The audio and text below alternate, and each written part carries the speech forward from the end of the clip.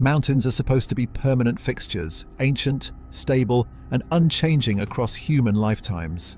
But for some climbers, geological time compressed into seconds of terror.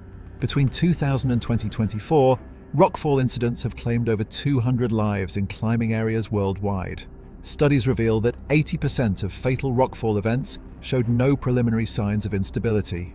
From tourists filming as El Capitan's face peeled away like concrete from a skyscraper, crushing a heroic climber who used his final seconds to shield his wife, to climbers trapped in K2's bottleneck as ice-hard seracs sheared off and swept away a husband while his wife watched helplessly, to hikers whose helmet cameras captured the whistling sound of house-sized volcanic bombs falling from the sky.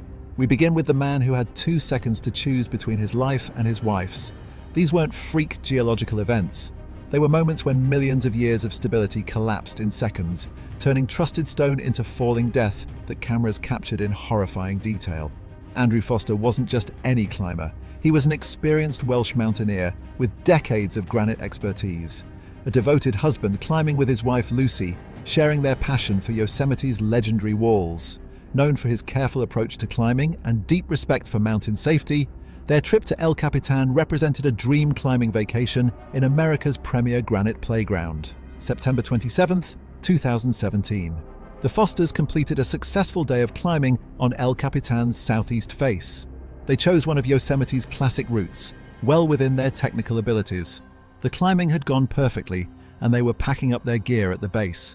Dozens of tourists in the meadow below were photographing and filming the iconic granite monolith. But then came the moment when 150 million years of geological stability ended in seconds. A massive granite slab, estimated at 1,300 tons, began peeling away from El Capitan's face. Multiple tourist cameras captured the terrifying collapse from the valley floor. Andrew had only 2 seconds to make the most important decision of his life. Out of nowhere, he dove on top of Lucy, using his body as a human shield. The massive granite slab crashed down with the force of a controlled demolition.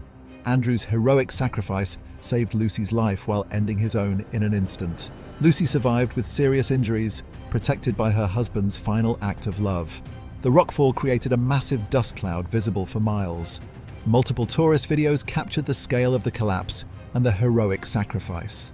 The incident highlighted the unpredictable nature of granite stability in Yosemite. Foster's sacrifice proved that even in the face of certain death, love can triumph over self-preservation. And this pattern of ancient rock suddenly betraying climbers would repeat itself in the Alps, where a famous formation had been threatening climbers for decades before finally claiming its victim.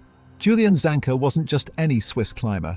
He was a skilled alpinist pushing the boundaries of Eiger climbing. A talented mountaineer attempting new routes on Switzerland's most notorious mountain face.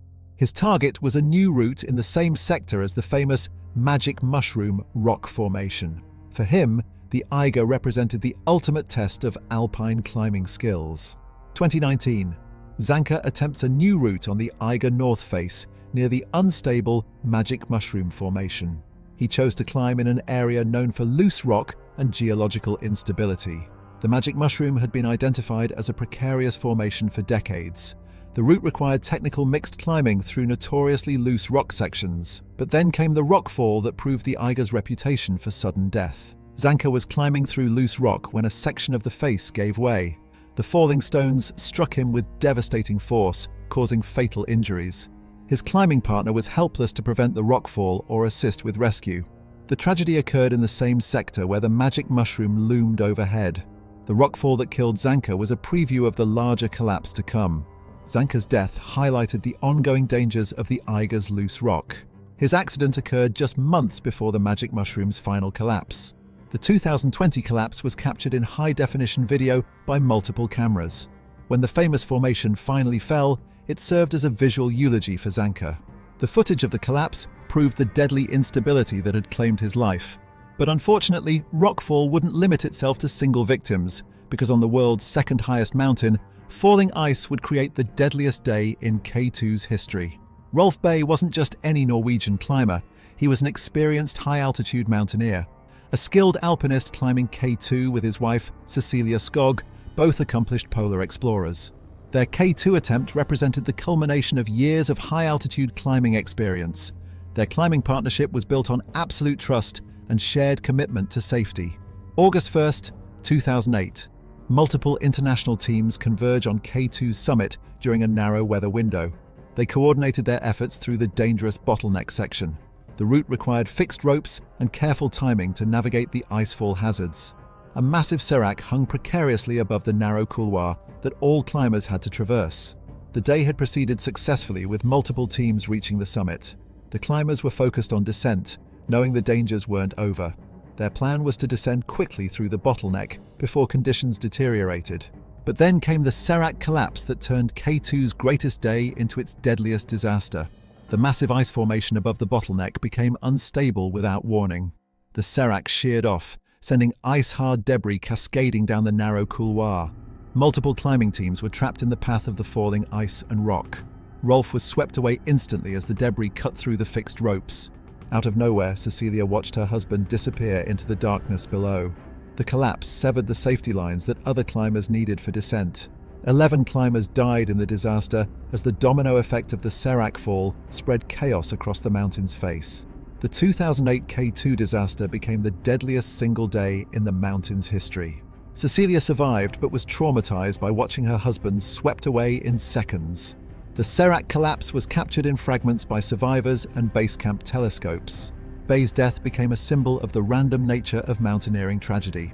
And this pattern of sudden rockfall claiming experienced climbers would take an even more bizarre turn when lightning would literally blast a mountain apart and turn rock into shrapnel.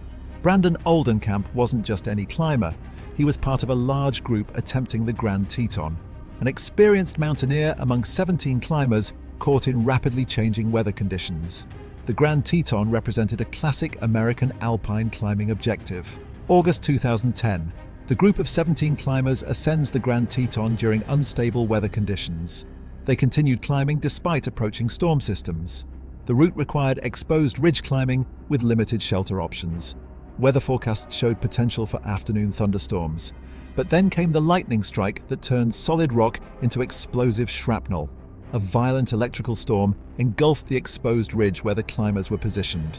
Lightning struck the granite directly, not just electrocuting climbers but blasting the rock apart. The electrical discharge created an explosion that shattered the mountain face. The lightning didn't just strike, it turned the mountain itself into a fragmentation bomb. Brandon was thrown off the ledge by the concussive force of exploding granite. Rock fragments became high-velocity projectiles as the mountain face disintegrated. The combination of electrical trauma and blunt force trauma from rock shrapnel proved fatal. Rescue helicopters captured the chaotic aftermath of the lightning-induced rockfall. Multiple climbers suffered from both electrical burns and traumatic injuries from rock fragments.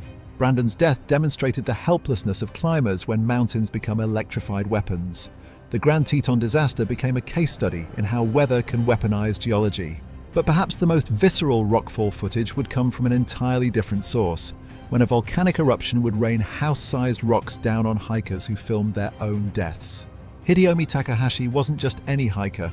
He was one of dozens enjoying a perfect autumn day on Mount Ontake, an experienced outdoor enthusiast among the weekend crowds on Japan's popular hiking destination. Mount Ontake represented a routine hiking objective, considered safe for recreational climbers. 5 different mountains, 5 different ways that solid rock became falling death, but one terrifying truth: the ground beneath our feet is never as stable as we believe. Andrew Foster's heroic sacrifice as El Capitan collapsed, Julian Zanker's death beneath the Eiger's ticking time bomb, Rolf Bay's instant disappearance in K2's Serac avalanche, Brandon Oldenkamp's destruction by lightning-blasted granite, and Hideyomi Takahashi's burial under volcanic bombs. These weren't freak geological accidents or once-in-a-lifetime events. They were reminders that mountains operate on geological time, where millions of years of stability can end in seconds of terror. Each tragedy was captured on camera, preserving the exact moment when ancient stone decided to obey gravity instead of supporting human dreams. The most disturbing part?